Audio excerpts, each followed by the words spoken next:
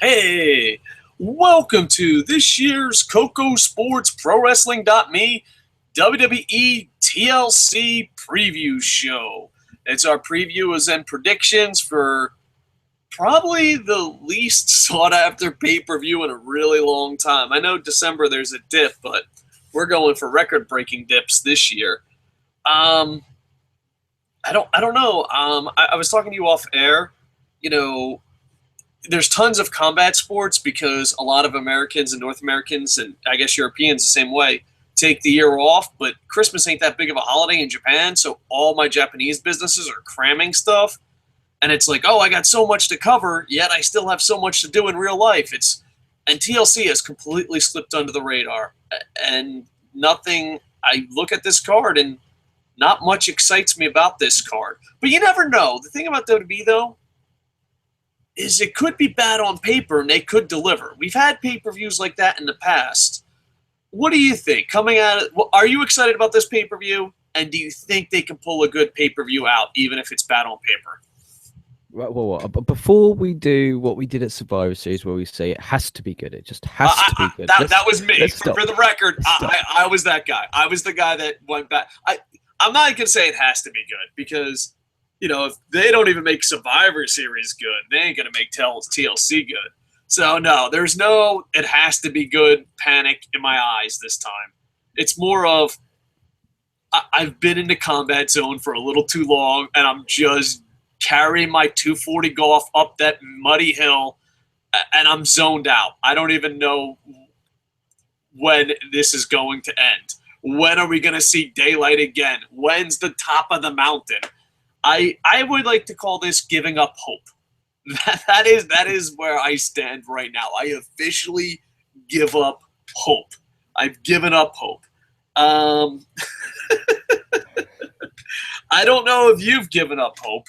I mean, there's nothing that excites me about this. So the only thing TLC can do, you know, for a review of us to be excited is shock the world.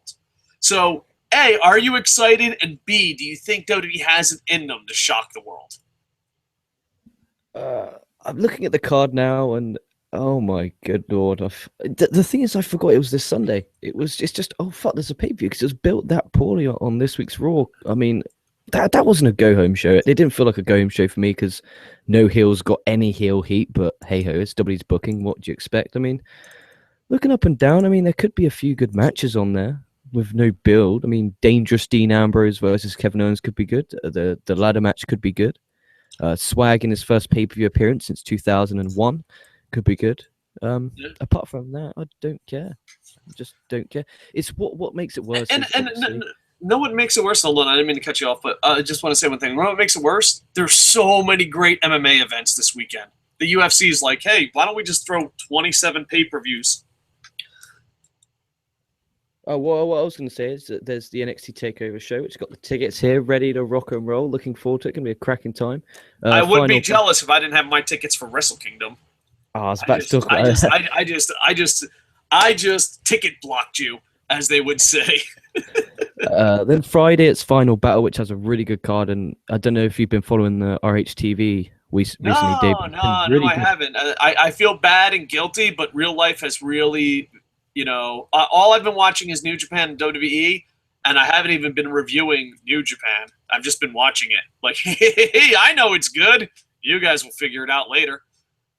Yeah, so. AJ and Lethal, the build has been really fucking top drawn. They released a video promo package aired today, hyping the Lethal Styles match, and it's a stare down saying, "Look, just please go to Ring of Honor's website. It's the latest video uploaded on their YouTube channel, and it's a promo, and it's literally 2 minutes of pure gold, saying AJ's been there for 13 years. He's a pioneer. He's never won the World Championship. You got Jay Lethal saying, "Look, I'm the man. I've beaten every single person." In the promo on this week's Ring of Honor, they shook hands. They legit shook hands. No heel heat, nothing. They just shook hands and said, "Shake my hand." Then next Friday, we will see who the better fucking man is. Not literally the fucking bit, but see who the better man is. Just top to bottom, great build. And the whole card's been built really well. And then you got, like you said, Wrestle Kingdom 10, which is fucking stacked. You just got a great lineup. All right, let's focus. I'm going to go with the fact that we mentioned NXT, New Japan, and Ring of Honor. That's not a good sign for this pay-per-view. And it was just so easy to talk about it. But let's break it down. I guess, do you expect it to be a good pay-per-view? Down in the comments later on. And I know it's a crazy time right now, so I don't know if we have any live viewers. But, later on, just put in the comments if you think it's going to be good. And do you think they have it where they can shock the world? Because I think right now, an average pay-per-view isn't enough. I think, to swing momentum, I think pro wrestling is a momentum thing with fans. To swing momentum for WWE, I think this has to be above average. I think it has to be good to great, and I don't know if they can deliver on this, but who knows? Maybe it will surprise us. All right, let's start breaking it down before we start talking Wrestle Kingdom, NXT, Ring of Honor, local independents. LK's like, I swear I'll talk anything but WWE TLC. I'm just going off what Wikipedia says. I'm on Wikipedia's page. That's what I'm reading off. It says it has 7 matches. Anything added, go ahead. Put your picks down below. Here we go. Ryback versus Rusev. And I think this could have been a hell of a lot better with better storytelling and booking. It was like they should have hid the weaknesses, not exposed their weaknesses to the world. Who do you have, and what are your thoughts on this match? I've got Rusev. I mean, he's just come back from the injury, so 101 booking suggests gives him the win, maybe by cheating. WWE can have heels cheat to get heel heat. Maybe use Lana like they've been doing the past few weeks. Make her a heel magnet. But that's logical. So Ryback will win. Ryback will win. There you go. That's the spoiler for you. It makes sense for Rusev to win. Ryback will win, and I think this match, star rating wise, will only get a star for me. I hate saying this, but since Rusev lost to Cena, I don't give any shits about him. Ryback, never cared about him. They can both go fuck themselves. You're a lot more harsh than me, sir. I don't know if it's because I'm in a Christmas spirit, or I'm dying, or hopped up on cold medicine, but Rusev has had great matches, and Ryback can hide his weaknesses. This could be a surprise match. But I think booking-wise, WWE, they put him in these situations where the loser drops so much. We talked about this with Ziggler's last feud with Prince Pretty, and I think I'm going to say the same thing with Ryback versus Rusev. They booked him in a way where the loser drops a lot in value. They are not building people correctly. And I think Rusev can take the fall a lot harder than, is more prepared for the fall than Ryback. I think Ryback gets the victory. And if Ryback hides his weaknesses and Rusev hustles, this might be a surprise match of the night. Now, a lot of factors have to go into that, but I wouldn't be surprised if this was a good match. I think Ryback needs to win because Rusev still has the storyline with Lana. Rusev still with the group. Rusev has lost before. They're kind of like, he's like the Bray Wyatt, the Russian Bray Wyatt. I think Ryback has to win this. So my prediction is Ryback. Next, we're going to do our award show. LK, we'll probably invite you on the award show. We do a Triforce where we give 3 pieces of the award out. 1 me, 1 Boom Boom, and usually a guest or an Internet Infantry member. We get a third person just so that, if to win all 3 pieces of the Triforce, you have to have, 3 people agree that you were the best. But we also have different awards, like the worst storyline. Del Rio might be one of the worst storylines returns ever. It was just horrible. It was so bad that I thought, no, there has to be something they're planning out. You know what I mean? Like, it was such a bad storyline that you're like, no, they got something up their sleeve. No, they don't. Surprise! It's just the worst, one of the worst storylines of the year. We'll talk about that. But you got Albert Del Rio. I hope that I never, up until this moment, I've never felt bad for anyone that got $1.5 million before. Ever. Like, you can't spend it wisely, sir. Versus Jack Swagger. Jack Swagger, pretty great technical wrestler, amateur wrestler. I really enjoy him. I don't know. I'm on this one. First off, worst storyline fucking of the pay-per-view, maybe of the year. Horrible storyline. Hopefully it won't be storyline driven. It will just be match driven. And Del Rio and Jack Swagger have something in common. They could be the best wrestlers in the world or the biggest pieces of shit. And when you have two guys that they could be the best wrestlers in the world or the biggest piece of shits in the world, you have no idea betting if this is going to be a good match or not. This is going to be interesting. Because one of them could try and the other one could be a piece of shit. There's a 25% chance this might be a match of the year candidate. But there's also a 25% chance this might be the worst match of the year. I think Del Rio has to win, but really, unlike Ryback and Rusev, where the loser really, really drops, this one, no matter who wins and no matter who loses, they booked it perfectly for who gives a shit. Like, I guarantee Del Rio and Jack Swagger come Monday night never mention each other again. Like, I see the Del Rio Swagger storyline like two straight guys gone camping. They have too much to drink. They have sex, and the next day they go to work and be like, well, at least we're not out with Del Rio and Jack Swagger. Just fucking awkward. Just completely fucking awkward. But you have a 25% chance that this might be the greatest match you've ever seen. Who do you think's showing up? Do you think they're both showing up? Because that's a small percentage that they both show up. My main mag Swags, he's got to show up. He's got.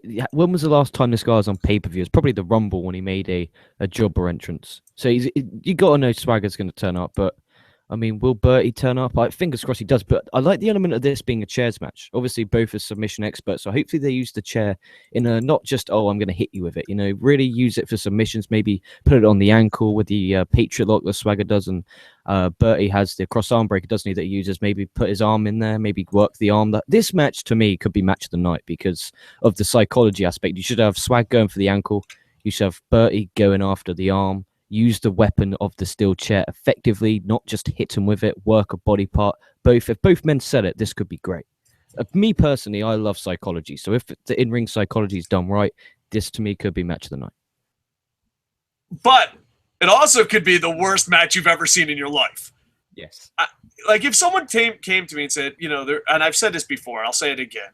But if someone came to me and said there's two Del Rios, there's one who can't wrestle and he just fucking shows up to work half the days. And then there's a twin brother who wants to be the best wrestler in the world. And they said the same thing about Jack Swagger. I'm not even questioning that. I'm not even like, of course there's always been two Jack Swaggers. There's been two Del Rios. I'm not even questioning it. Like, I don't even need to click the link to see if it's link bait. Like, two Jack Swaggers. Of course there are. Two Del Rios. I wouldn't be surprised if there's three Del Rios. Only one of them can fucking wrestle. So we have a 25% chance that this might be a great match. Is it worth your $9.99? Next, you have Team Extreme, a.k.a. Not the Hardys, the ECW Originals, Bubba Ray Dudley, Devon Dudley, Tommy Dreamer, and Rhino. Poor Spike. Poor Spike. Versus the Wyatt family in an 8-man tag elimination tables match. I don't give a fuck. Can we just say the Wyatts are going to fucking win? I mean, come on. You think Tommy Dreamer's going to win a pay-per-view match? I love you, Tommy Dreamer, but you ain't winning no fucking pay-per-view match. This could be a fun opener, though. If they're this, do you remember back in the Attitude Era with the 2000, 2001, they always kicked off with a Dudley Boys elimination tables match. And this is what you get here. So if this kicks off the night, it could set the tone. So I could be... If it's in the middle of the card, I have no interest in this in any way, shape, or form. But if they do this, just right at the opener, hot crowd, where is this show? Does it say on your link where it is? Give me a second. Wikipedia will say where it's at. Boop, boop, boop. It has sponsors. Oh, it's in Boston. So it might be a hot crowd. Might be. That means it won't be. No, I don't know. Boston's 50-50. They ain't no New York. They ain't no Chicago, but Boston has its moments. The best part is they're always like, it's John Cena's hometown, and Boston always boos them. So tip the hat there, Boston. But, yeah. But I don't know. But here's the thing. I think if it starts off the show, it'll be okay because the Wyatts still get that pop. You'll get that ECW pop. But I have a fear, bad booking. This will be the semi-main event. To just, like, chill the crowd. I think. But I could be wrong. I could be wrong. I think you're right there, sir. I think you're right because I think they'll kick off with the ladder match for the tag straps because it's obviously 3 high flyers want to kick off high flying wise. Man, yeah, I think you're right. I think whoever follows that is fucked. Chuck the women on. Chuck the women on. I can't believe I said that. Sorry, Chuck Rusev Ryback on. Chuck Rusev Ryback on after that. Then I can go for a piss. Yeah. So next you have Charlotte versus Paige. We didn't need a storyline, but WWE Creative delivered a horrible one. Charlotte will be with Ric Flair. I think without a doubt Charlotte has to win this. Nothing against Paige. I just think, I don't know. This is unfair. I got to put a little asterisk. I am a huge Charlotte mark. So, like, to me, I'm just like, what do you mean you're not going to book Charlotte to win? Like, it just fucking blows my mind. So I am biased. I love Charlotte way too much, but I know I'm probably in a minority of that. Who do you got? I'm not sure. This is a tough one to call because when it comes to WWE, you look at it from a standard wrestling standpoint. You're like, okay, this person should win, but it's not a standard wrestling company booking it. It's the WWE booking it. So you actually really got to take that into consideration when you're dropping them in the comments below. Think not who should win. Who should win technically, theoretically, booking 101, who should win. This is WWE booking. It blows it out the window. Maybe they could hotshot the title to try and create some intrigue. Maybe. See, I think if they hotshot the title, I think it just makes the Divas title look weak. Unless, of course, Paige wins the Divas title and trashes it and becomes the women's champ. That could be a thing, but I think Charlotte has to win this. I don't know. But that's just me. But my whole thing is, forget about the horrible storyline. I want to see if they get enough time and if these girls bust their ass and if they can get Boston to get behind them. Because Paige came from NXT. She's been up and down. Paige and Sheamus have something in common. And I don't know if it's a European thing. I don't know. The higher up they go, the worse they are. Like, if Sheamus wrestles at an indie event, he's amazing. He wrestles at FCW, he's good. He wrestles at NXT, he's so-so. He wrestles the undercard, he's average. He's the champ, he's the worst fucking wrestler ever. I don't understand. He can wrestle in front of if he's a trampoline in a backyard, he's giving you 5-star matches. He's on his front stage at WrestleMania, he's like, yeah, I'm just gonna fucking mail this in. And I think Paige has that a little bit because I've been following Paige's career, and the higher up she goes, the worse she gets. Now, granted, Paige has been fucking wrestling since she was 6. Little sarcastic there, but, she's young as shit. Sometimes you forget that because you've seen her on the indies so long. Like, sometimes... Same as Orton. Yeah. Same as Orton. If you build a sports entertainer from the ground up, you get Randy on it. Here we fucking go. I couldn't believe it. I fucking fell for it. I was like, he's going to say it. You did. I think Charlotte has to win. I'm very interested to see if the crowd will get behind it and if they're going to let him go. I mean, could you imagine Charlotte Paige only going less than 8 minutes? Well, I felt they got a lot of time on Raw, but again, the crowd just don't give a fuck because the way it's positioned on the card. So it all depends on where it's positioned on the card. And yes, that's the issue with these shows. They need to start booking filler matches like a Ryback Rusev. That's a great buffer match. Chuck it in there. Who gives a fuck? That's the only really one looking up and down that they could really use, unless they use, like you said, the tables match as the buffer before the main event. But you can't keep having explosive match with no build because the crowd just ain't going to give a shit. Like it's Survivor Series. Remember we went through a really hot crowd for 1 hour. The next hour they gave you matches that were just filler, and it's just all at once and it's just piss poor. So they need to learn how to structure their pay-per-views while they're there. Yeah. This one is my style of wrestling. It's going to have a lot of cruiserweights. They're going to be fucking busting their ass. It's a lot of people busting their ass. And it's a ladder match. Out of all the gimmick matches in the world, ladder matches are my favorite. I don't care if it's in an indie fed. I don't care if it's at WrestleMania. I I'm just a big fan of ladder matches. It's my favorite gimmick match. I think they're amazing. And just some of the stuff you get in, but also the stories you tell, climbing the ladder. You know, I just, you know, everyone has their favorite gimmick match. A ladder match is my favorite. And not all that, but then you have the New Day, which is all great athletes. The Usos, which I think they get a lot of heat from being friends with John Cena and, you know, being related to Roman Reigns. But I don't think the Usos are as bad as people make them out to be. I'm still Team Usos. And I think the Lucha Dragons are amazing, which, you know, of course, there's the Sin Cara jokes, but I don't know. I think this is the match I'm looking forward to the most. And it's the match that I think can steal this show if stuff don't go tremendously wrong. You know, because, you know, like that's the problem with ladder matches. If they go wrong big time. You know, they don't just go wrong for a little bit and you recover. But out of all the matches, I know, you know, I'm probably in the minority here. A lot of people want Owens Ambrose, but of all the matches, this is the one I look forward to the most. And I'm really excited to see what they do with it. Your thoughts? Oh, go ahead.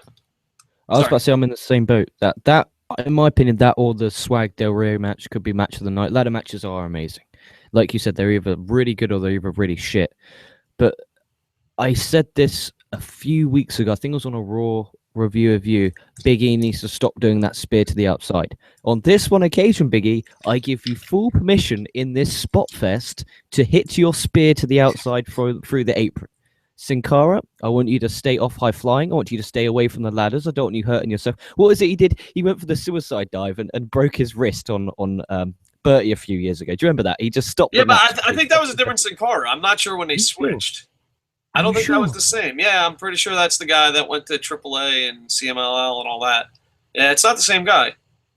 Okay, I'll let him off that one. All right, hold on. For the record, I am a punch-drunk, bad memory guy. I'm going to say, with my bad memory, I'm 90% sure that it's not the same guy. Okay, because I thought that might be one of the reasons why because the Sin Cara character, he changed. The Sin Cara character is just cursed. And like the original Sin Cara, there was a lot of hype. He was Mystico, and to this day, I don't care what anyone says. I don't care if I lose street cred. Mystico, you know, is an amazing wrestler. He's an amazing luchador. And he went to WWE, and it was the perfect storm of everything gone wrong. And yeah, and then he left. He went back down to Mexico. New guy took on the mask, and people are just like, we're gonna keep making fun of him. Kalisto's amazing, but yeah, I don't know. I expect great things out of this match. Who do you got winning this? New Day, Usos, or Lucha Dragons? Hopefully New Day. I think they'll keep it on New Day for a while. Yeah, I mean, the Lucha Dragons would be the biggest surprise, but I don't think WWE would book them. You know, it would just be like, oh, there's a surprise, and guess what? They lose on Raw. The Usos would be good, but I think it's too soon. And a New Day, love them or hate them, I don't know. It's a guilty pleasure, a New Day of mine, you know, but love them or hate them, they're probably the best thing on Raw. You know? If they don't bring a smile to your face, I mean, what will? I find them fucking entertaining. I feel guilty that I find it entertaining now. I'm like, oh God, why do I find these guys so lovable? It's because how about this? It's not that the New Day are that good. It's just everything else on the show is just that shit that you're like, okay, this is kind of good. But all three athletes are amazing, especially Kofi and Big E. No offense, Xavier. I love your up, down, down, by the way, but Big E and Kofi are just amazing athletes. And Xavier Woods, you know, X Division guy, he's a great athlete. So I love all three athletes. And when they first came with the gimmick, I thought it was horrible, but just, you know, they owned it and did a great job. So I think New Day has to win this. All right, next, I think on paper, the best match of the night, but I don't know. Just Owens and Ambrose, I don't know, like, I love them, and I love everything they've done, but the magic's kind of wearing off. And, like, I feel guilty for saying that, because, like, there's a part of me, like, you shut your fucking mouth! Don't you know who they are? Like, there's that part of my brain going with, do I only like them because of what they were? Like, do I still like them for what they are? And I love Kevin Owens and everything he's done in his career. I love Dean Ambrose and everything he's done in his career. But the magic is gone. The honeymoon is over. They have to do something awesome. And, a lot of times, when you see a guy that has done amazing things and they don't have that great of a match, you're like, well, if they had more time, or, oh, they're not, you kind of start building excuses that aren't there because, you're on their side. You're a fan of theirs. It's only human nature. But then after a while, you're like, bro, we get it. You're a tough guy on Twitter. Dean Ambrose, we get it. You're fucking a girl in the back. But besides that, you're bringing nothing to the goddamn table. Nothing. Nothing. I think the case of Ambrose is that he's maybe a bit too overexposed. I mean, he's always on Raw, he's always on SmackDown, he's always on everything. Do you think it's because he never really... He's always that guy that he gets the wins, but they just never push him just that one... that one step further. They just don't give him... It's like Punk. They just didn't give him that one more step. I think he's punished for two reasons. I think he's punished because he's not Roman Reigns. Well, go be Roman Reigns' friend. Get Roman Reigns over. All right. And the second one is, when he sold more merchandise, he ain't going to surpass Cena. So it's kind of like he's being punished for being successful.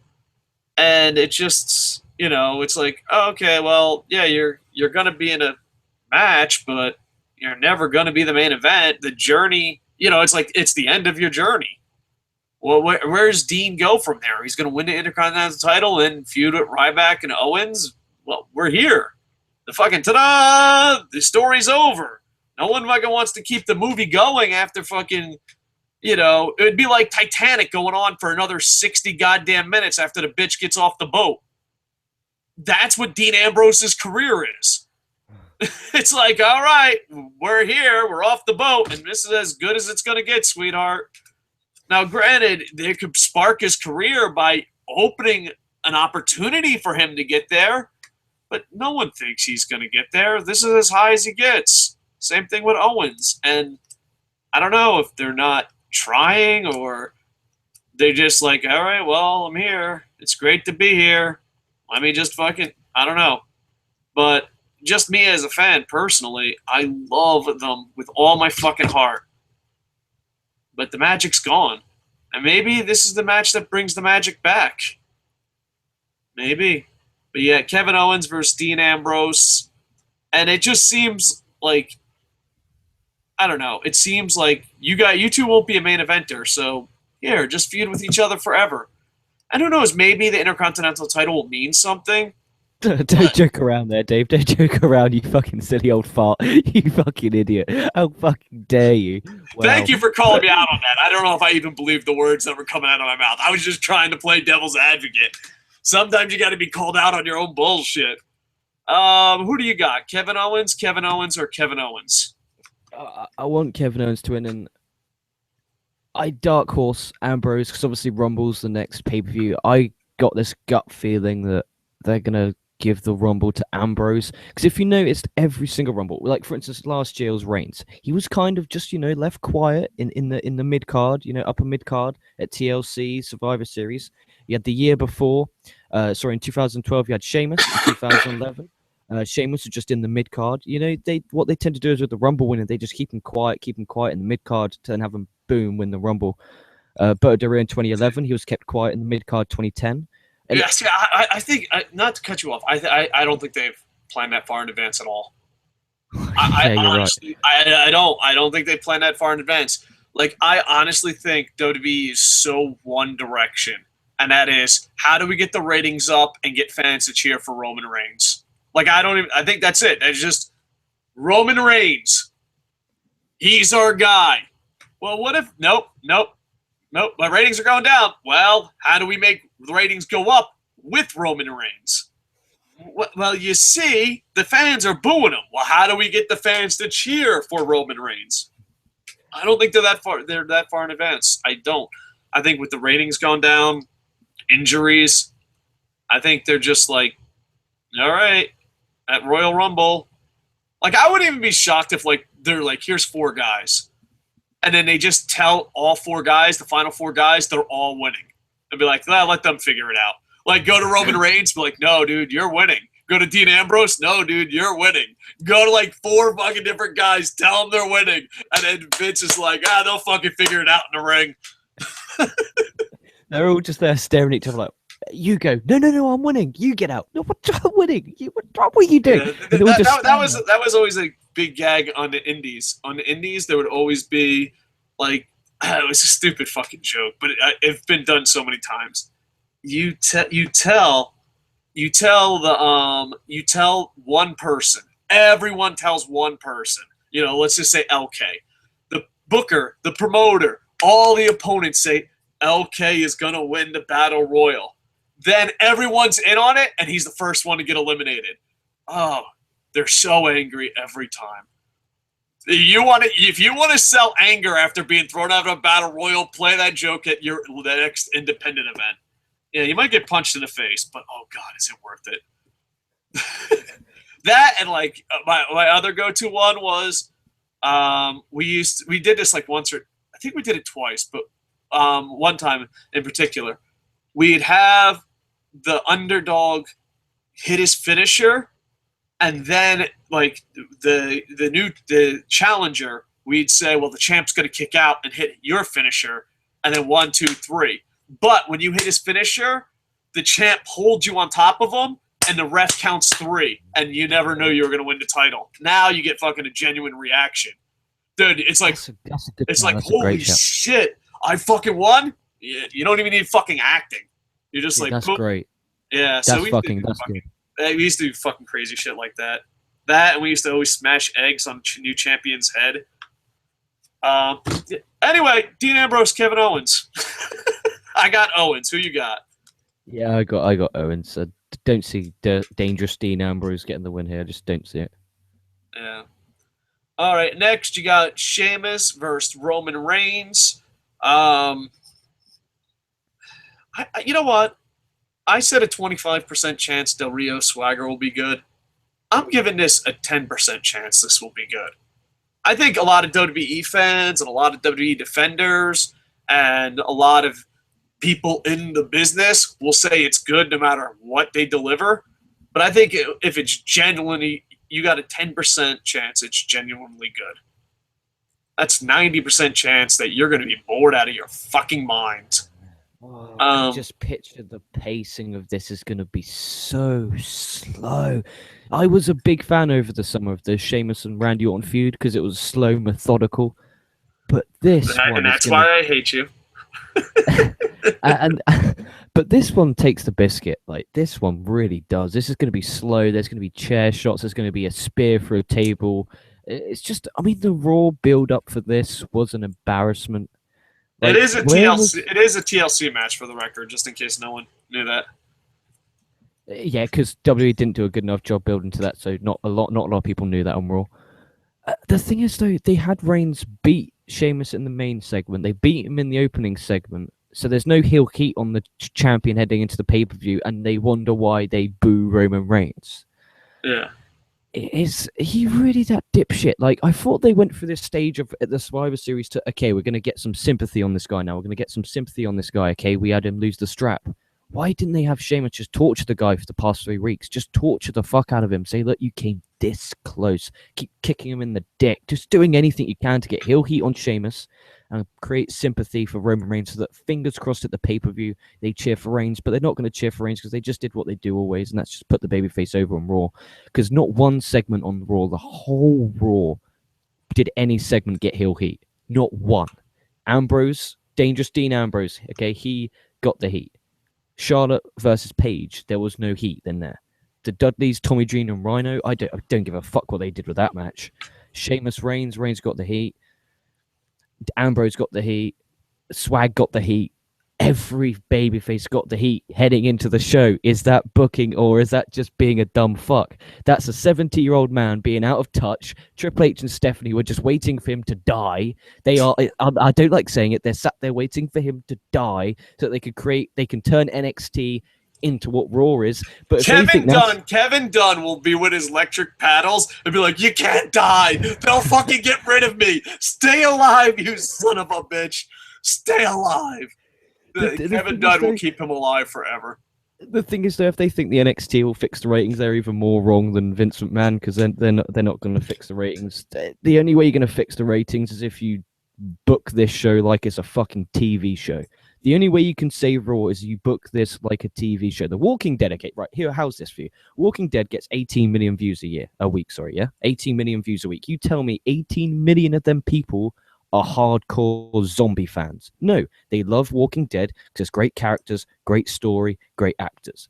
Only 3 million people watch Raw because those are 3 million wrestling fans, okay? They're not just casual viewers wanting to be entertained with the stories, with the emotional investment in the characters. So the only way you can fix Raw is to be emotionally invested with the characters. And that's why Raw has such poor TV ratings. It doesn't take a fucking brain surgeon to figure that out.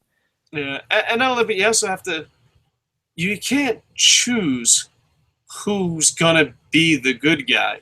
You have to feel it. You know what I mean? And it's weird because you can't describe it, but it's I don't know, like there's a God complex, and not only is there a God complex, there's you have to love this guy. Where like if you go to most writers, storytellers are like, no, feel what you feel. As long as you're feeling something, you don't have to enjoy everybody. And I don't know, it's just weird that they're stuck. And I think as long as they're, fuck you, we know what's right, it's a secret behind the curtain, as long as that goes on, we worked them, they'll never improve, they'll never adjust, they'll never be on the fly. And, telling a 3-hour story, even though there are matches and all that, but put it on a 3-hour live television show, plus, bonus content. But let's be honest, the bonus content can be subpar. Like, if Monday Night Raw is awesome, you're okay with a B-rate SmackDown. You're okay with a B-rate main event, It's just, if it's awesome, you'll watch more. And it's just, I don't get how they don't fucking understand or get it, or how stubborn they are. It's just like, this ain't working. Fuck you, you don't know what the fuck you're talking about. That might be the case, but you have to, at the end of the day, you have to put on a good product. The product has to be good. And when you get into that, I want to prove I'm right more than the product is good, that's a dangerous spot to be in. And being stubborn for 3 hours every week, including pay-per-views, B-shows, it has to be a grind. It just has to be a grind. You have to feel, you have to know what's working, what's not working, adjust around it. But the fact that you're like, no, this is our guy, and you're so stuck with it, it just wouldn't work. It doesn't work in any form of entertainment. It doesn't work in any form of sports. It doesn't work in any form of television. It's just, I don't get it. I don't understand the stubbornness. Like, and I don't get it. Like, why? Like, let's say a guy you didn't choose makes you a hell of a lot more money. Who gives a shit if you didn't choose him? You know what I mean? It's just, I don't know. I guess he's so rich and so monopoly that that's all he's got left is proving people wrong, that it's his paying audience. I don't know. All right, let's talk about the matchup and who's going to win. You got Sheamus versus Roman Reigns. Probably the worst talked into the building ever. Tater tots. Anyone? It was just bad. All right, let's see. I think you have a 70% chance Roman Reigns dominates, Sheamus does something to sneak out with the win. Then you have a chance of Sheamus just winning in 5-7 minutes, because they don't want to get booed. There's a chance of Sheamus losing to Roman Reigns, and then here comes John Cena, which, you know, that's what they built their company around. So, I don't know. If I was John Cena, though, and I normally don't like to give John Cena advice, I want to come back to after football season because so many people believe in you. And if you come back exactly when football season's over, the ratings are going to go up, and you can be like, see, you should have always believed in me. And it's the same thing with Roman Reigns. Roman Reigns is set up to fail. Roman Reigns isn't Roman Reigns. Roman Reigns is always playing the part of John Cena. And then they're like, oh, see, we tried someone new. No, you didn't. You handpicked someone and said, no, this is our guy, and shoved them down our throats. It's the same exact thing. It's the same exact thing. And it's just like, oh, we tried someone new. No, you didn't. You chose this guy. You chose this guy out of FCW. And that's the thing. Can you imagine choosing your starting quarterback from how they played football in high school? Like, can you imagine going into the NFL playoffs and be like, well, he was our starting quarterback since high school? Like, it's insane. It's just an insane way of thinking. I don't understand. Like, I remember when John Cena was down at the power plant. Like, they tell this wonderful bullshit story on the podcast. They're like, oh, well, John Cena, he was almost caught. John Cena, dude, in fucking developmental, he was being a fucking robot. Everyone said he's groomed to be the next Hulk Hogan. You were handpicked, and you were handpicked by Stephanie. And that's it. So don't fucking act like, well, I took a chance, and I did this, and no, you didn't. You were handpicked. Same thing with Roman Reigns. That was Chris Hero's spot. But no, you were handpicked. And that's it. We're not fucking looking for the next Jedi Master. We're looking for an awesome fucking pro wrestler. So why not, if you have a handpicked guy, send him up through the ranks and make him do the grind like everyone else? But, you know, you got to make Roman look strong. You got to make Roman look strong. Roman has to be in the Shield. You have to make him be part of the cool guys. And I love Roman Reigns defenders that forget that. Well, like, you used to always love Roman Reigns. I'm like, Chris Hero? I don't remember ever claiming to ever like Roman Reigns. I think the guy he's way over his head.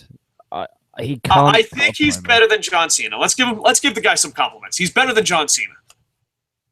If I had I'm going to be honest. If I had a choice right now of seeing Cena versus Sheamus, I would rather see Cena versus Sheamus. And if I'd rather see at the end of I disagree strongly, sir. If we were on Facebook, I would unfriend you.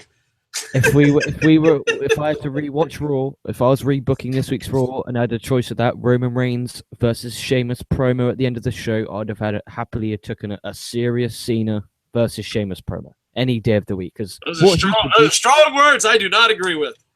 What Reigns produced on Raw was amateur filth. It was dirt. Like it was like okay, Roman, go out there, just be natural and react. He's like, okay, I'll react. He's like, okay, I'm gonna now. He said "son" after every single fucking. And he always says "ass." He's like, oh, I get to say "ass." Oh, look at me on Vince's cock block. Yeah, look at me, Sheamus. Look at me. Yeah, look at. Oh, it was such a bad promo. Like, how can he look at himself in the mirror after cutting that? Hold on. Sheamus wasn't exactly the best dancing partner either. That was a perfect storm. Backstage segment earlier on the night. I think it was after when Reigns pinned Sheamus. Sheamus cut a promo backstage with Renee Young, and he cut a good promo. I said, good job. He did a good job. And then what was in the main event? It was, oh, dear me. You're trying to stretch that out something rotten. A 25-minute segment that should have been 5. It was just piss poor.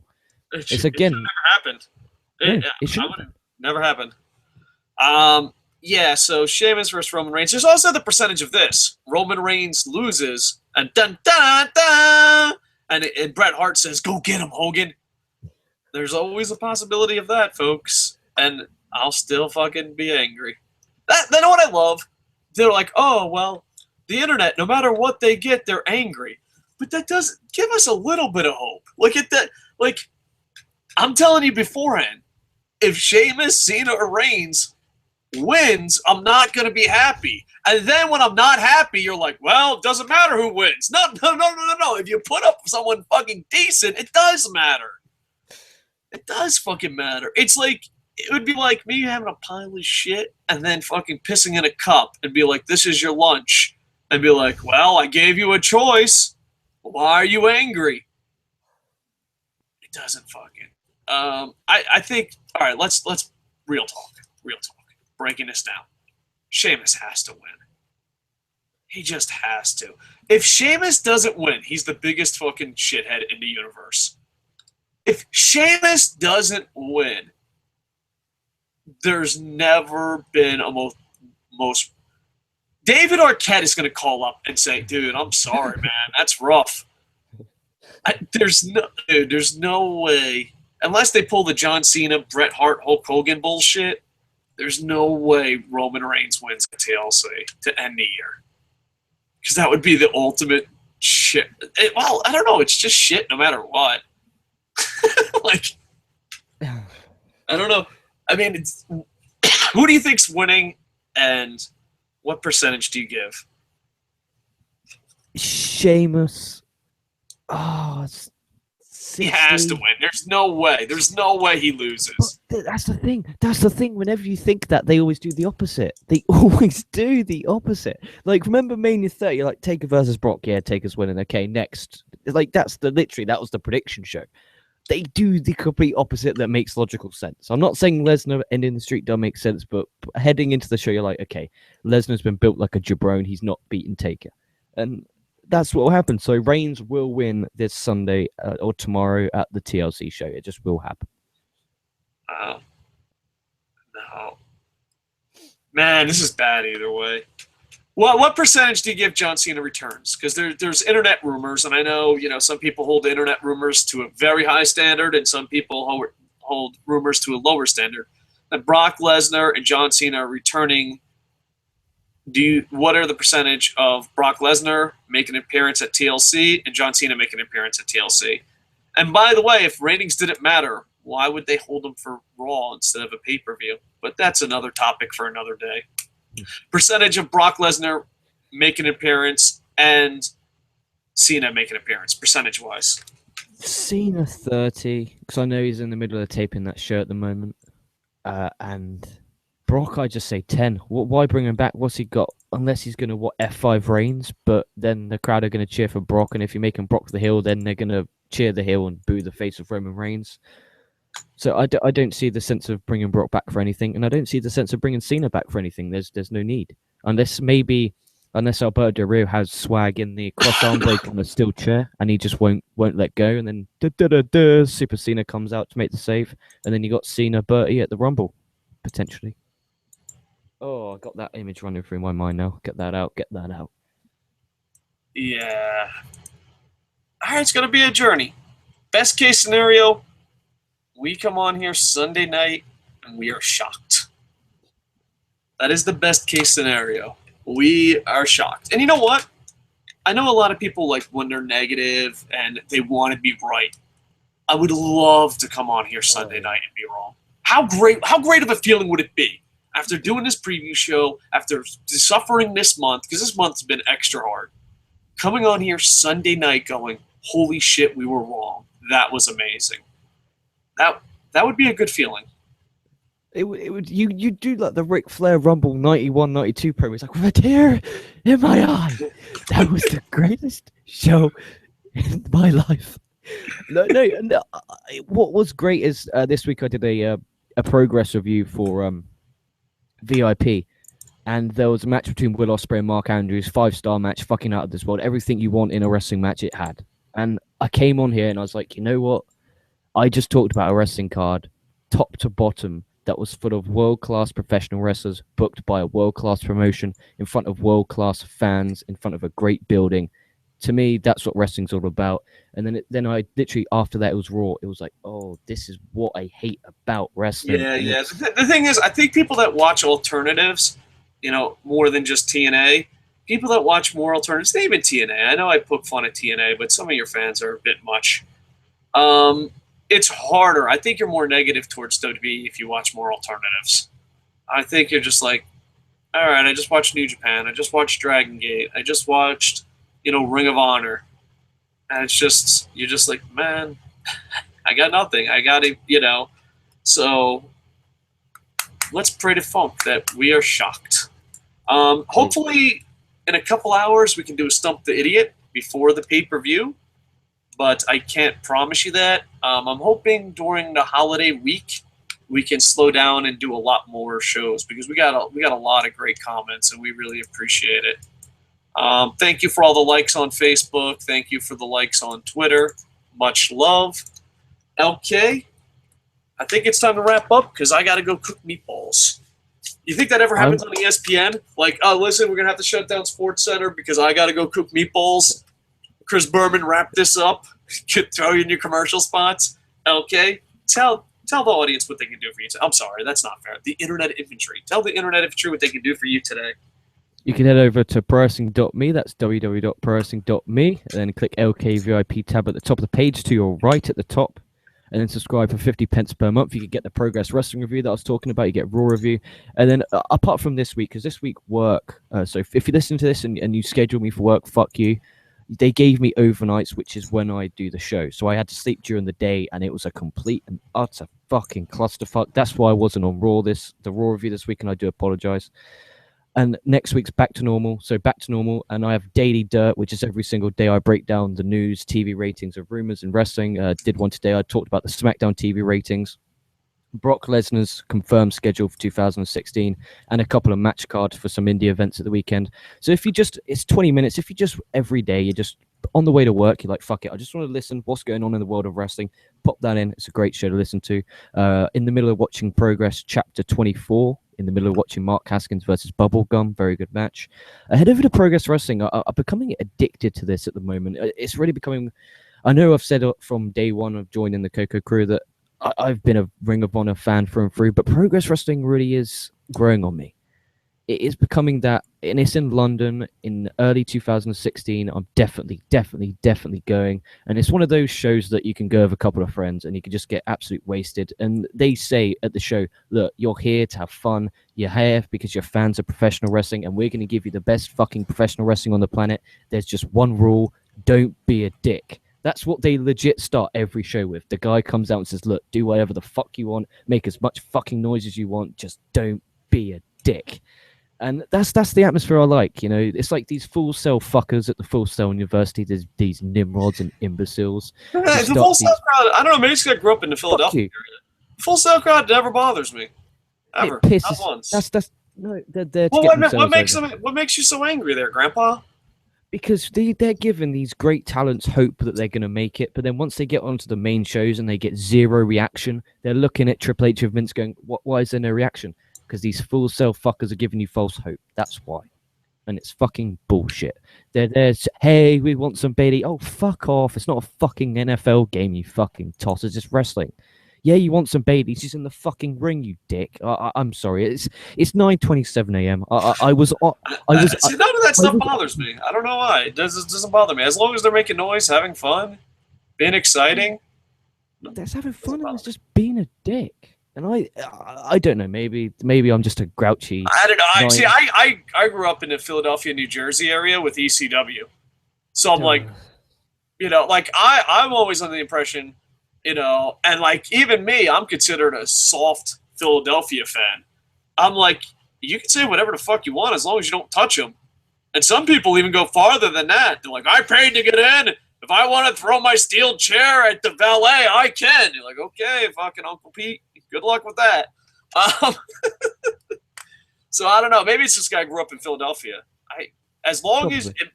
My line is, as long as you don't touch the athletes, do whatever the fuck you want. You paid to get in, Yeah, but don't you think they go a bit far? Because it is developmental. So you want what the raw? No. Hold on. Not so fast, my fellow friend. I got to cut you off. No, it's developmental, but that I consider NXT like college football.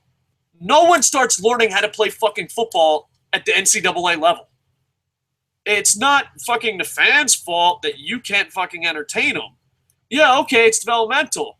Yeah, but it's still a goddamn show. That'd be like going. Can you imagine the Florida Gators? And you don't know much about college football, but playing a college sport and going, oh, I missed the field goal. Oh, 80,000 fans. I'm sorry. I just started kicking yesterday.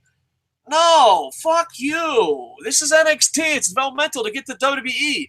I know this sounds crazy, but hear me out. I don't know if it's younger fans, living that reality TV dream, but wrestlers wrestle. And if you are on an NXT show in front of a live audience, fuck you. You should be able to wrestle. I don't care if it's developmental. I don't care. No, they're. I'm sorry. If you're in a wrestling ring, wrestlers should know how to wrestle.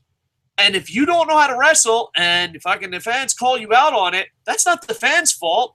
Hell, that might not even be your fault because you're so naive and stupid. But there's no way this whole, oh, it's developmental. Fuck you. This ain't goddamn tough enough.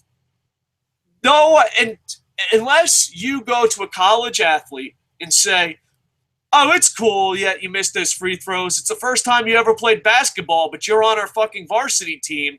Until that day happens, fuck you. Wrestlers wrestle. Hey, I would love to play basketball for Seton Hall, Rutgers, South Florida, the Gators, Michigan, Hawaii Rainbow Warriors. But I'm not good enough. Fuck you. Play basketball players play basketball. Wrestlers wrestle. That's not the NXT's fans' fault. You can't be like, oh, it's developmental. I want you to go to a college football game where a number 1 ranked quarterback throws 3 interceptions and be like, hey, listen up, Ann Arbor, listen up, Gainesville. It's the first time he's ever played quarterback. It's insane. It's an insane way of thinking. And even if you go entertainment, you're like, all right, you're the understudy. You're not working Broadway. You're working, off-Broadway plays, which was like the Independence for entertainment. You're working off-Broadway plays, and you're like, well, I don't know how to act. What are you fucking talking about? Just because it's off-Broadway doesn't mean you don't know how to fucking act. Do your fucking goddamn career. Yeah, but what I was trying to get is, in the end of the day, you're grooming these guys to jump up to the main roster. So how are you meant to know the reaction from the crowd unless you put them in front of the crowd that Raw gets? Full Sail University is nothing like a Raw crowd, and I mean absolutely nothing. So that's not the fans' fault. No. I'm not blaming the crowd. I'm not blaming the crowd. I'm blaming NXT for stationing themselves inside the Full Sail University. It's wrong. It's everyone's saying, "Oh, Full Sail University." No, they need to be. I wouldn't say even on the road. Just get a little location where there's just casual fans, not these hardcore wrestling fans that are going to go. They need casual fans to go so that these wrestlers can wrestle in front of casual fans to connect to the casual fans so that when they go to Raw, they're going to connect with the fans instead of just standing there like a blue-ass fly. I think you have to slowly bring them in, too. I think that has more to do with WWE Creative than NXT. Oh, dude, vignettes. No, vignettes. Booking, bringing them. I mean, look at Bo Dallas. NXT told a story with Bo Dallas that took a year to 2 years. So for the sake of this conversation, let's round it down to a year. They took 1 year, if not longer. They took at least 1 year to tell the story about Bo Dallas. They put Bo Dallas in WWE and told that same exact storyline in 1 year. They told it in 3 weeks, going, why isn't he over? That's not Bo Dallas. That's not NXT. That's not the fans. That's WWE Creative going, oh, that's what you do? Well, it's not getting over. You know what I mean? Yeah. So, all right. Let's see. We do got a quick Twitter here at the 1776er, aka Internet Infantry member John Ball. Well. Look who's back on live on YouTube. Dave is back. Yow! Yeah, it's a weird time to be live, but it's the only time I was available. I would have been here earlier, but I was watching some New Japan Pro Wrestling World. I think that's the only excuse. That's the only excuse we accept. Good boy. You're like, hey. Built my cap. Good boy. He also says, Full Sail crowd care about these guys prior to WWE. They care more than the Raw crowd. No reason to hold that against them. There are no casual fans left. I want to respond to that. I don't have a problem with the people in general. I have a problem with the fact that they station them there, and then when they go to the main roster and they're not connecting with the crowd because they've been used to these hardcore wrestling fans. That's not fair on the talent. It's not fair on the talent because these talents are like, okay, they love me, they love me, they love me. I got to the main roster. No one cares about me. I think I would agree with you 100%. You almost convinced me. But then when they went on the road to Brooklyn, when they go on the road to London, I don't think it's an NXT. I still think it's WWE creative. Because here's the thing. NXT is going to be in London. I bet you they're going to have a lot of casual fans that have a great time, and they're going to have one hell of an audience. Same thing in Brooklyn. Once again, I don't mean to beat this dead horse. I blame everything from the economy to John Cena on WWE creative. Because I agree with what you're saying. But then Brooklyn doesn't make sense. I agree with what you're saying, but then London doesn't make sense. If we go to London, I guarantee everything. NXT is such a niche audience, and even Big Nose himself will say that it's a complete niche target market. It is a niche target market. All the 3,000 to 5,000 people in the Wembley Arena in London will be hardcore wrestling fans. I promise you that. I have not seen one television advert in the UK promoting this show. I see them all around. But you're saying this like it's a bad thing. What if NXT just took over? Like, I mean, I don't understand. Because here's the thing. Imagine if Raw was good and the casual fans couldn't get in, and then you had to watch on television, and then everyone put it like, I don't know. 1 + 1 carry the Kevin Nash isn't equaling fucking anything. But bro, you have to have the casual viewers. You just have to have the casual viewers because in the end of the day, you will get the casual viewers. Now, how you get the casual viewers? WWE's in town. It's been sold out for months. Then those 30,000 fans of wrestling go to the casual people. Go, that was the greatest fucking thing I've ever seen in my life. Then they're like, whoa, I got to get tickets to the greatest thing I've ever seen in my life. Well, you better get up early. Well, okay, now there's 60,000 people wanting to get into a 30,000 seat arena. What's going to happen? Well, ticket prices are going to go up. Everything's going to be happier. So, yeah. At Blade Crow says, my prediction, Sheamus, Ambrose, Alberto, New Day, Page, Wyatt family, Ryback. All right, so there you go. And appreciate everyone who liked us on Facebook. Much love. I usually don't like reading Facebook because it uses the real names, and I don't know, some people are like, how dare you say my real name on air? And, yep, I think that's it. All right, so ProWrestling.me. It's our home. It's being under attack right now, but we're still enjoying it. Sign up now. We're trying to build a community of passionate pro wrestling fans who will argue about Full Sail Universities for 3 hours on a TLC review. Second thing is KocoSports.net. Check it out. We're doing a lot of great things and hopefully get it to grow. Jerry runs the day-to-day on that. On ProWrestling.me, you also got LK VIP for 50 pence a month. You get LK screaming and yelling about how great pro wrestling or how horrible pro wrestling is at the time. Check out Coco Plays. No one checks out Coco Plays. Dude, I forgot about that. I forgot about that. Yeah, it's so bad I forgot to plug it on Monday Night Raw. There's so much stuff. I got a bad memory, and I got a lot of projects. I got to put all the plugs, and then I have to not put them in the middle. I think on Monday Night Raw, I'm gonna have every match brought to you by a plug.